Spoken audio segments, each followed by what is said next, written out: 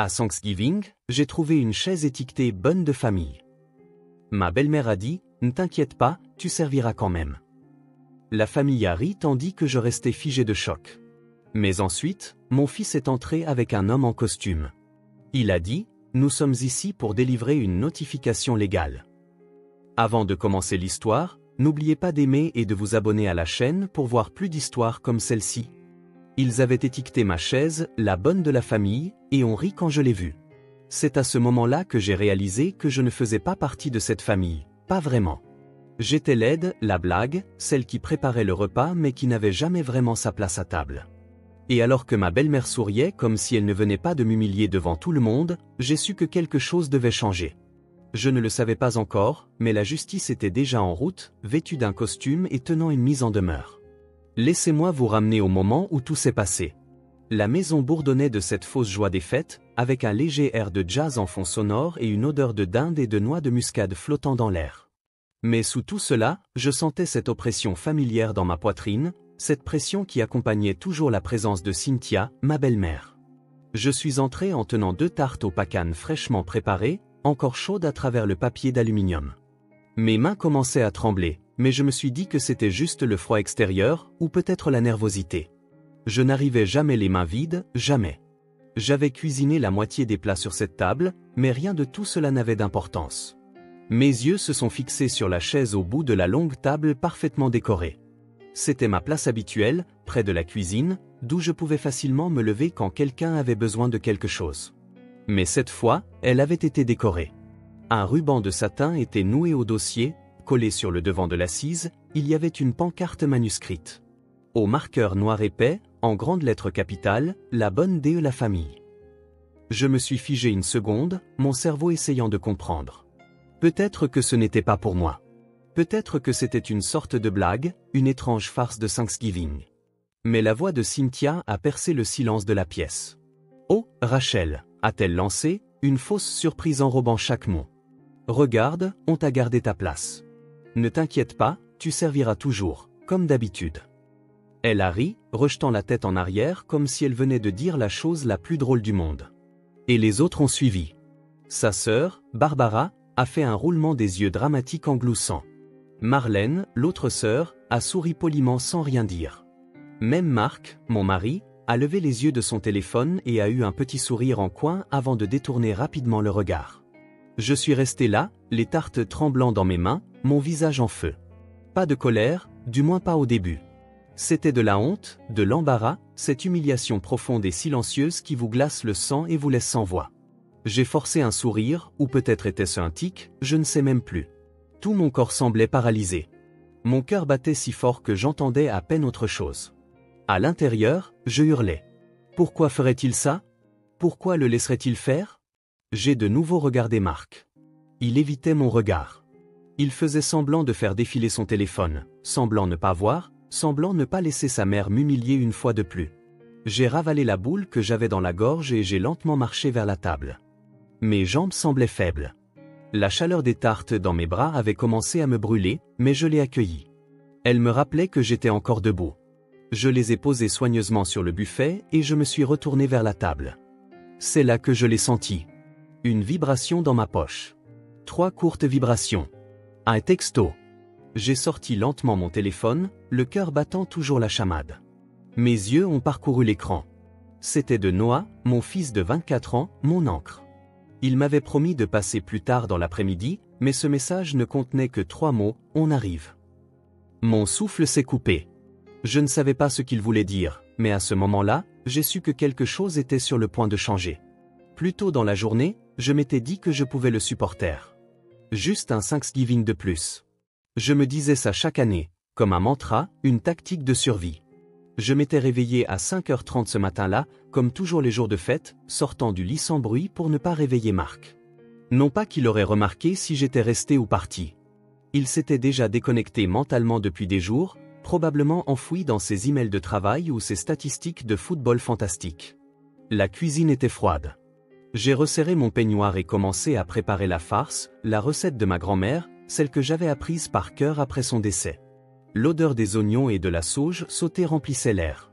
Cela aurait dû être réconfortant, mais je n'arrivais pas à me défaire de cette oppression dans ma poitrine, ce bourdonnement anxieux qui m'envahissait toujours en présence de Cynthia. Je n'arrêtais pas de regarder l'horloge. J'avais 2 heures pour finir les tartes, faire refroidir la compote de canneberge préférée de Noah et m'assurer que Marc avait repassé sa chemise, car bien sûr, il n'aurait pas pensé à le faire lui-même. Pendant que je travaillais, je sentais mes épaules se contracter, ma mâchoire me faisait mal à force de la serrer. Je me suis dit que cette fois, ce serait différent. Peut-être que Cynthia serait décente. Peut-être que Barbara ne ferait pas une de ces blagues passives-agressives. Peut-être que quelqu'un, n'importe qui, reconnaîtrait les heures que j'avais consacrées à ce repas. Mais je savais bien que non. Marc a finalement erré dans la cuisine vers 9 heures, bâillant, torse nu, se grattant l'arrière de la tête comme un mari de sitcom. « Ça sent bon », a-t-il marmonné en attrapant une tranche de pain directement sur le comptoir. « Tu as presque fini ?»« Presque », ai-je dit, en essayant de garder un ton neutre. « Je dois juste mettre ces tartes au four. » Il m'a embrassé sur la joue, d'un air absent, distrait, puis a disparu dans le couloir. Aucune offre d'aide, aucun merci, juste le silence. Le silence qui était devenu notre langage au cours des dernières années. Pendant que j'étalais la pâte à tarte, mes mains bougeaient automatiquement, mais mon esprit dérivait vers Noah. Il m'avait appelé 3 soirs auparavant. « Maman, tu n'es pas obligée d'y aller cette année. Tu sais, tu ne leur dois rien. » J'avais ri pour balayer ça, lui disant que tout irait bien, que je ne voulais pas causer de drame, que maintenir la paix était plus important. Mais Noah était devenu silencieux. Puis il a dit quelque chose qui m'a marqué, « La paix n'est pas la paix si elle te coûte ta dignité. » Je n'ai rien répondu à ce moment-là, mais ça m'a frappé de plein fouet. Parce qu'au fond de moi, je savais qu'il avait raison. J'avais confondu le silence avec la force, la tolérance avec la grâce. Mais chaque année, je m'effaçais un peu plus, juste pour m'asseoir à leur table. Après que la nourriture ait été emballée et la voiture chargée, je suis resté dans l'allée pendant une bonne minute avant de monter. Mes mains étaient froides sur le volant, mon estomac noué. J'avais peur. Pas de Cynthia, pas vraiment, mais de la vérité que je refoulais depuis si longtemps, que je n'étais peut-être pas la bienvenue, que je ne l'avais peut-être jamais été. Le trajet s'est fait en silence. Marc était assis à côté de moi, envoyant des textos tout le long. Je regardais le monde défiler par la fenêtre, les feuilles mortes balayant la route, les nuages gris suspendus bas, comme si le ciel lui-même retenait son souffle. Au moment où nous sommes arrivés chez Cynthia, j'avais déjà répété mon sourire. Je m'étais déjà rappelé d'être serviable, agréable, invisible. Comme toujours. Ce que je ne savais pas, c'est que Cynthia avait ses propres plans. Et que cette année, elle n'allait pas simplement m'ignorer. Elle allait m'humilier. Et pourtant, même elle n'était pas prête pour ce qui allait suivre. J'aimerais pouvoir dire que j'ai été surprise, mais quand je suis entré dans cette salle à manger et que j'ai vu le panneau, la bonne de la famille, collé au dossier de ma chaise, une partie de moi s'est simplement effondrée. Les tartes que je portais étaient encore chaudes, mais mes doigts sont devenus glacés. Ma poitrine s'est serrée comme si quelqu'un avait noué une corde autour et l'avait tirée. Je suis resté là, planté sur le sol, espérant, suppliant que ce ne soit pas pour moi. Mais Cynthia s'est assurée qu'il n'y ait aucune confusion. Elle m'a repéré, les yeux brillants comme si elle avait attendu ce moment. Son rouge à lèvres rouges s'est étiré en un large sourire. « Oh, Rachel » a-t-elle lancé, « on t'a gardé ta place habituelle. » Puis elle a ajouté avec un clin d'œil, assez fort pour que tout le monde entende. « Ne t'inquiète pas, tu serviras toujours, comme d'habitude. » La pièce a éclaté de rire, mais ce n'était pas le genre de rire qui vous fait sentir inclus. Il était aiguisé, pointu, comme des couteaux déguisés en sourire. Barbara a reniflé, couvrant sa bouche avec une serviette. Marlène a eu un de ces petits rires polis et a immédiatement détourné le regard, comme si elle ne pouvait pas tout à fait croiser mes yeux. Et Marc? Il a jeté un coup d'œil à la chaise, au panneau, à moi, puis est retourné à son téléphone. Il n'a pas dit un mot. Je suis resté là, avec les 2 tartes toujours dans mes mains, le visage brûlant, essayant de sourire à travers tout ça. Mais je ne pouvais pas. Physiquement, je ne pouvais pas. Ma gorge était à vif, ma mâchoire si serrée qu'elle commençait à me faire mal. Je sentais mes yeux piquer, cette horrible sensation quand on sait que les larmes sont proches mais qu'on ne peut pas, qu'on ne veut pas les laisser couler. Pas devant eux. Pas encore. Je me suis dit de bouger. Juste marcher jusqu'à la cuisine, poser les tartes, faire comme si ça ne m'atteignait pas. Mais mes jambes étaient comme du ciment. Mon esprit hurlait. Pourquoi? Pourquoi me font-ils ça chaque année? Mais je connaissais déjà la réponse. Parce que je les laissais faire. Parce que j'arrivais tôt et restais tard. Parce que je cuisinais, nettoyait et souriait pendant qu'il m'ignorait comme un bruit de fond. Parce que je ne me suis jamais défendu, pas vraiment. Et parce que Marc ne l'a jamais fait non plus. Il ne me respectait pas parce que personne ne les avait jamais forcés à le faire. Et maintenant, il m'avait réduite à une étiquette, une blague, une chute collée à une chaise. « Allez, c'est juste pour rire », a dit Cynthia, sa voix mielleuse et fausse. « Tu sais à quel point nous t'apprécions. » Mon regard s'est posé sur elle, et pour la première fois, je n'ai pas détourné les yeux. Je l'ai étudié, vraiment étudié. Le chemisier parfaitement repassé, les perles, l'inclinaison suffisante de son menton. Et j'ai réalisé quelque chose. Elle ne me voyait pas comme faisant partie de la famille. Elle ne l'avait jamais fait. J'étais pratique, utile, gérable, mais pas égal. Je me suis retourné lentement et j'ai porté les tartes à la cuisine, les bras raides. Je n'ai pas beaucoup entendu ce qui se disait derrière moi, juste quelques rires persistants, une chaise qui grince, des verres qui tintent. Mon cœur battait si fort que j'entendais à peine autre chose de toute façon. J'ai posé les tartes, je me suis appuyé contre le comptoir et j'ai regardé par la fenêtre de la cuisine. Le jardin était calme et gris, les branches nues tremblaient dans le vent, et pendant une seconde, je me suis senti complètement vide. Puis mon téléphone a de nouveau vibré. Je l'ai sorti de ma poche, m'attendant à moitié à un message indésirable, peut-être Noah disant qu'il était en retard. Mais ce n'était pas ça. Là dans 10 minutes. Mes mains tremblaient en lisant. Mon souffle s'est coupé dans ma gorge. Il arrivait. Et il ne venait pas seul. Pour la première fois de la journée, j'ai senti quelque chose percer le brouillard de honte et de colère qui m'avait enveloppé. L'espoir. J'ai fixé ce texto comme si c'était une bouée de sauvetage. Là dans 10 minutes. 10 minutes. C'est tout ce que j'avais pour tenir le coup. J'ai remis mon téléphone dans ma poche, j'ai redressé ma colonne vertébrale et j'ai pris une longue et profonde respiration. J'avais toujours l'impression que ma peau était en feu et que ma poitrine s'effondrait, mais sous tout cela, quelque chose en moi avait commencé à changer. Une voix calme, pas forte, pas en colère, juste à bout. Je suis retourné dans la salle à manger. Tout le monde était déjà assis. Le panneau « La bonne de la famille » était toujours accroché au dossier de ma chaise, comme un petit trophée fier. Je l'ai attrapé, lentement, calmement. « Laisse-moi enlever ça », a dit Cynthia d'une voix douce, se levant à moitié de sa chaise, feignant d'être serviable maintenant que la blague était passée. « Pas la peine, ai-je dit, ma voix stable, plus forte que je ne le pensais. J'ai plié le panneau en deux et je l'ai posé délicatement sur le buffet. Elle m'a regardé, son sourire vacillant légèrement, comme si elle n'était plus sûre du jeu auquel je jouais. Je me suis assise sur la chaise, celle qu'ils avaient étiquetée pour moi. Pas parce que je l'acceptais, mais parce que c'était la mienne, parce que je la reprenais. Je sentais leur regard se tourner vers moi, sentant le changement mais ne le comprenant pas. J'ai souri doucement, sans rien dire. Marc faisait toujours défiler son téléphone, inconscient ou faisant semblant de l'être. Il a finalement levé les yeux quand j'ai pris mon verre d'eau. « Ça va ?» a-t-il demandé à voix basse, presque prudemment.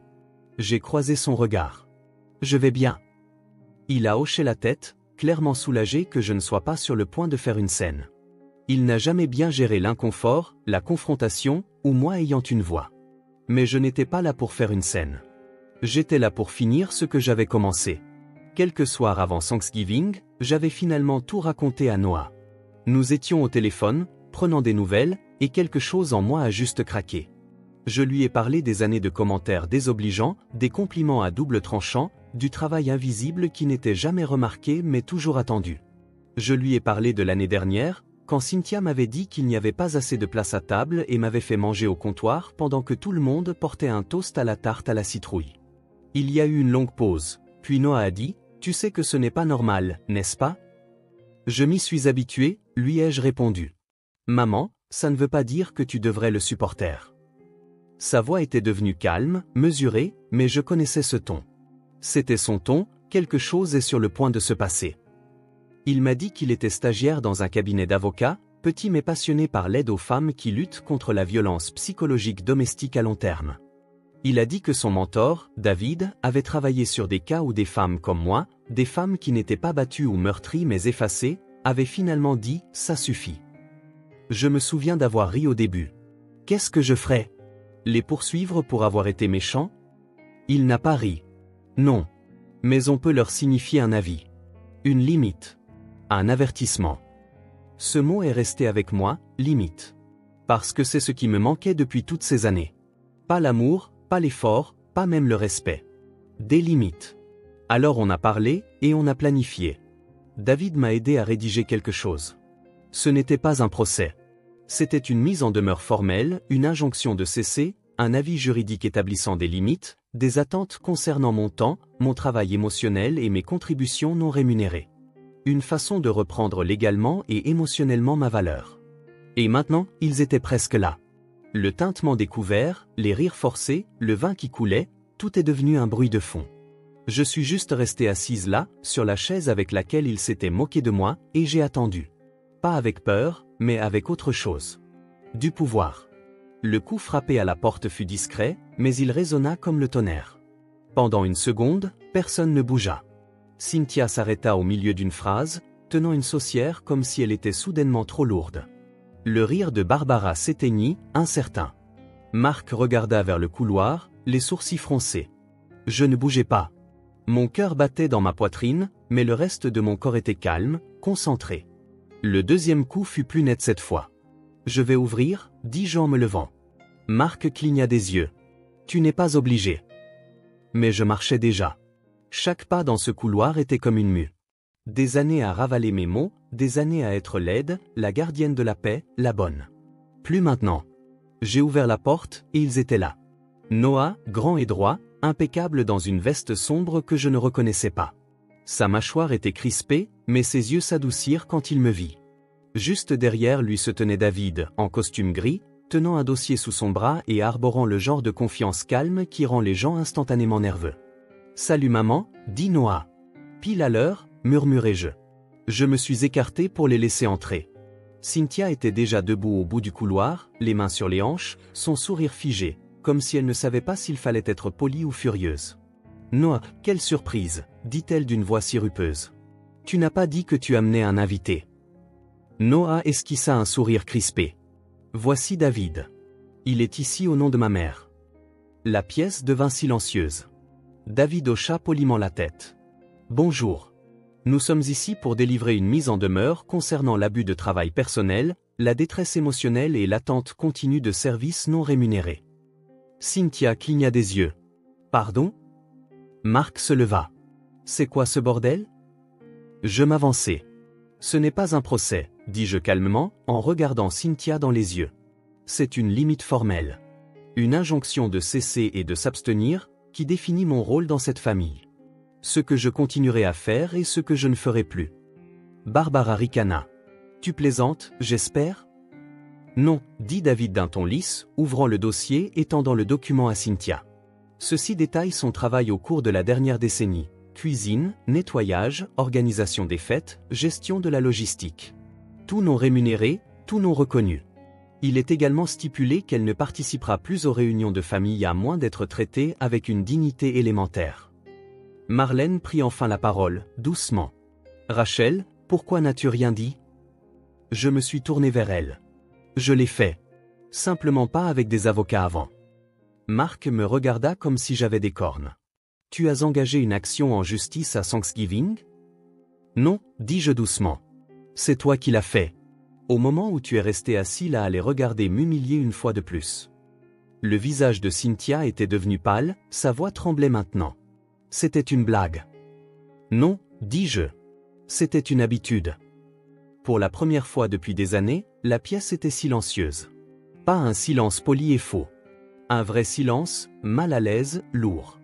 J'ai regardé la chaise, celle avec le panneau toujours plié soigneusement sur le buffet, et j'ai senti quelque chose se soulever de moi, comme si j'avais enfin déposé un fardeau que je portais depuis bien trop longtemps. Noah s'est approché et s'est tenu à côté de moi, les mains dans les poches. Il n'a rien dit de plus. Il n'en avait pas besoin. Cynthia tenait les papiers comme s'ils étaient en feu. Tu déchires cette famille. J'ai secoué la tête. Non. Je me sauve d'elle. Et sur ce, je me suis retourné, j'ai passé la table et je me suis dirigé vers la porte d'entrée. David a suivi, calme et professionnel. Noah m'a regardé, attendant. Tu es prête ? A-t-il demandé. J'ai hoché la tête une fois. Je suis prête depuis des années. Le trajet du retour fut silencieux, mais c'était le genre de silence qui apaise, pas qui pèse. Noah me jetait des coups d'œil, comme s'il essayait de lire mon expression, d'évaluer si j'allais bien. Je n'ai pas dit grand-chose. J'étais encore en train de tout digérer. Mais je me souviens avoir regardé par la fenêtre, les arbres défilant, les branches nues dansant dans le vent, et avoir pensé, je ne retournerai plus jamais là-bas. Pas comme ça. Quand nous sommes arrivés chez moi, il m'a raccompagné jusqu'à la porte comme si j'étais fragile, comme s'il pensait que j'allais m'effondrer dès que je serais seul. Ce ne fut pas le cas. Au lieu de cela, je me suis versé une tasse de thé, j'ai enlevé mes chaussures et je me suis assise à la table de la cuisine. Ma propre table. Et je me suis autorisé à tout ressentir. Pas seulement l'humiliation, pas seulement la colère, mais le soulagement. Le poids qui avait finalement été levé après des années à retenir mon souffle. L'étrange légèreté qui venait d'avoir enfin dit « ça suffit ». Le lendemain, je me suis réveillé tard. Je n'ai nettoyé derrière personne. Je n'ai plié le linge de personne. Je n'ai pas cuisiné pour une foule qui ne me remercierait jamais. Je me suis fait des crêpes, juste pour moi, et je les ai mangées au lit. C'est étrange comme la culpabilité peut bien se déguiser en loyauté. Pendant plus d'une décennie, j'ai cru maintenir la paix en gardant le silence. Je pensais être forte en endurant tout ça. Je pensais qu'être une bonne épouse signifiait rendre la famille de Marc heureuse au détriment de la mienne. Mais la paix construite sur le silence n'est pas la paix, c'est l'auto-effacement. Et la loyauté, ce n'est pas souffrir en silence. La loyauté devrait être mutuelle, enracinée dans le respect. Marc m'a envoyé un texto ce soir-là. Juste un court message, c'était inutile. Je l'ai regardé longuement. Puis je l'ai supprimé sans répondre. Nous ne nous sommes pas vraiment parlé depuis. Il a déménagé dans un hôtel quelques jours plus tard. Je n'ai pas demandé où ni pourquoi. Je n'en avais pas besoin. Je pense qu'au fond de moi, je savais que cela allait arriver, que nous nous délitons silencieusement depuis des années. Que dès que j'arrêterais de jouer le rôle dans lequel il s'était installé confortablement, tout changerait. Et honnêtement, qu'il en soit ainsi. Parce que je ne joue plus de rôle. Noah a pris de mes nouvelles tous les 2 ou 3 jours. Il a même apporté le dîner le week-end suivant. Il a fait des lasagnes, a brûlé les bords, mais c'était parfait. Il a dit, c'est à ton tour de te faire dorloter. Je n'ai même pas pu répondre. Je l'ai juste serré dans mes bras et j'ai essayé de ne pas pleurer. J'ai aussi commencé à faire du bénévolat dans un centre local pour femmes. Pas parce que j'ai toutes les réponses, mais parce que je comprends. Je comprends à quel point il est facile de se perdre, de devenir petite, silencieuse, agréable, jusqu'à ne plus reconnaître la femme dans le miroir. Mais maintenant, je la reconnais. Maintenant, je me regarde dans le miroir et je vois quelqu'un qui s'est enfin choisi. Pas par colère, ni par vengeance, mais par vérité, par force. Thanksgiving est différent maintenant. Pas de table bondée, pas de faux sourires, pas d'étiquette. Juste la paix, la vraie paix. Et de temps en temps, quand je repense à cette chaise, celle qu'ils avaient étiquetée, la bonne de la famille, je souris. Parce qu'ils avaient raison sur une chose, j'ai bien servi.